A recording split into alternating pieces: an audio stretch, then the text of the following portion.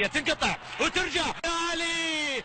أوه يا علي، فيصل يضع حدا وفيصل للعناد اليمني طيلة المباراة ويسجل الهدف الأول للعراق. ارتفعت الرايات العراقية، ارتفعت الرايات العراقية في المدرجات احتفالا واحتفاء بالهدف الأول في المباراة. شوف الكرة مرة ثانية واصلة لعلي، علي ما يكذب خبر، علي ما يكذب خبر. عياش حاول قدر المستطاع، عياش حاول أن يصمد لكن هذه المرة لا صمود. العراق يسجلون الهدف الأول 1-0.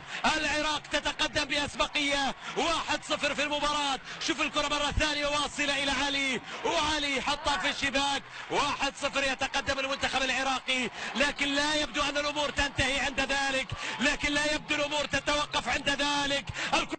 يبقى معنا الزميل فريد علي بعد الاستوديو التحليلي. علي فايز والعراق فايز، وأسود الرافدين يتقدموا مرة ثانية في المباراة بهدف آخر عن طريق علي فايز، والعراق دائما فايز.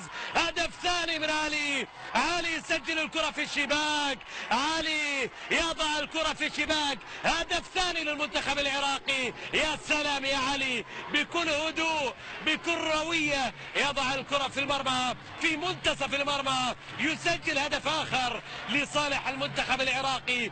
النتيجة أصبحت 2-0 لمنتخب العراق عبر نقطة المنتخب العراقي. الكرة على الجهة اليمنى، محاولة مرور ممتازة. يا سلام،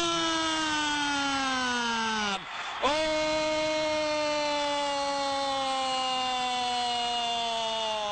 هدف ثالث للمنتخب العراقي.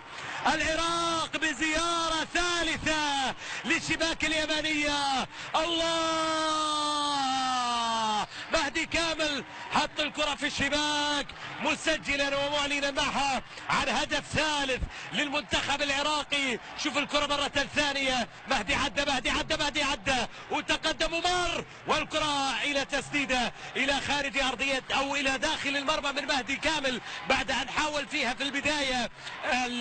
الكرة من الجهة اليمنى كانت عن طريق علي، ومهدي من سجل الكرة في الشباك.